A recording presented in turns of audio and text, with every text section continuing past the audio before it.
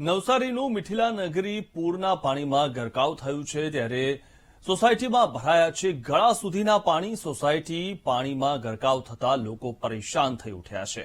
તો સોસાયટીમાં જે રીતે પાણી ભરાયા છે આ દ્રશ્યમાં પણ આપ જોઈ શકો છો. કોઈ પણ વ્યક્તિ ઉભો હોય તો ગળા સુધીના પાણી આ સોસાયટીમાં ભરાયેલા છે.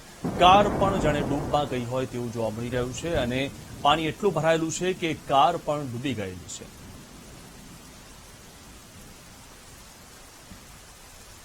આવીશું વધુ માહિતી મેળવી અમારા સંવાદદાતા ધ્રુવ પાસેથી. ધ્રુવ, જે રીતે આ પાણી ભરાયેલું છે આનું કારણ શું છે? કારણ કે હવે તો વરસાદે વિરામ લીધો છે છતાં પણ આટલા દિવસથી પાણી ઉતર્યા નથી.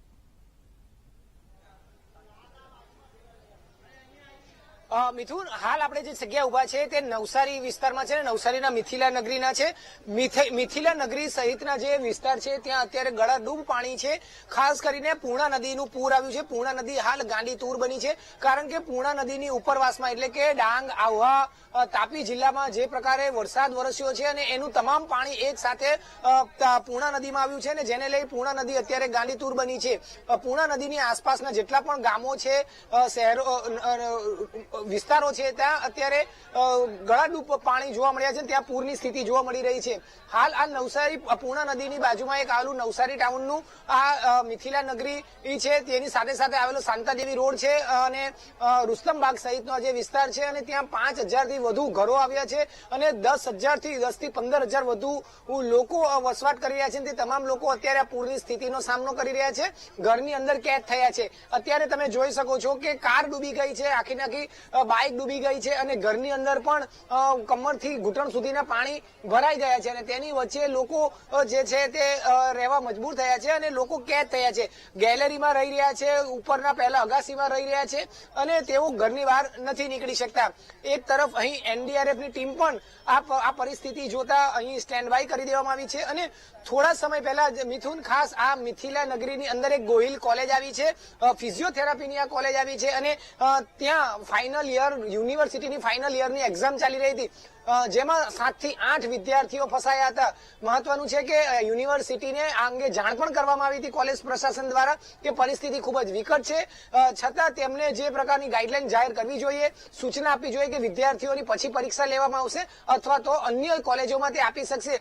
તે જાણકારી ખૂબ જ મોડી આપવામાં આવી. 10:30 વાગ્યાની એક્ઝામ હતી અને 10 વાગે યુનિવર્સિટી દ્વારા આ જાણકારી આપવામાં આવે છે, જેને લઈને વિદ્યાર્થીઓ ઘૂંટણ સુધીના પાણીમાં પોતાનું ભવિષ્ય બચાવવા માટે અંદર સુધી પહોંચ્યા હતા.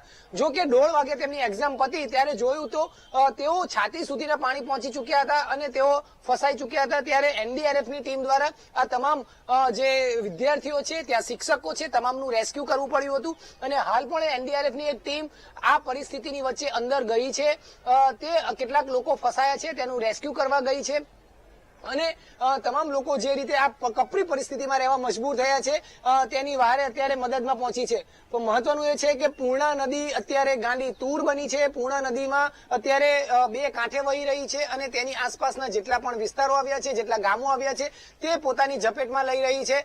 અત્યારે પૂર્ણા નદી ઓવરફ્લો થઈ રહી છે અને તેને લઈને તેનું જે વહેણ છે તેનું કદ પણ તેને વધારી દીધું છે, જેને લઈ અત્યારે પૂર જેવી સ્થિતિ પૂર્ણા નદીમાં સર્જાઈ છે. માત્ર નવસારી ટાઉન જ નહીં પણ નવસારીની આસપાસના ઘણા એવા ગામો છે તે પણ અત્યારે પૂરની સ્થિતિમાં સપડાયા છે અને કેટલાક ગામોનો તો સંપર્ક વિહોણા પણ થયા છે. અત્યારે જે સ્થિતિમાં ઉભા છે તે નવસારી છે. નવસારીનો પ્રોપર ટાઉનમાં મિથિલા નગરી સહિતનો વિસ્તાર છે ને ત્યાં અત્યારે આપણે જે જગ્યા ઉભા છે તે ઘૂંટણથી ઉપરના પાણીમાં ઉભા છે. હજુ જેમ જેમ આગળ જઈએ મિથુન, તેમ તેમ છાતી સુધીના પાણી, ગળાડૂબ પાણી પહોંચી જાય છે અને આ પરિસ્થિતિ અત્યારે નવસારીમાં સર્જાવા પામી છે પૂર્ણા નદીના પૂરને કારણે.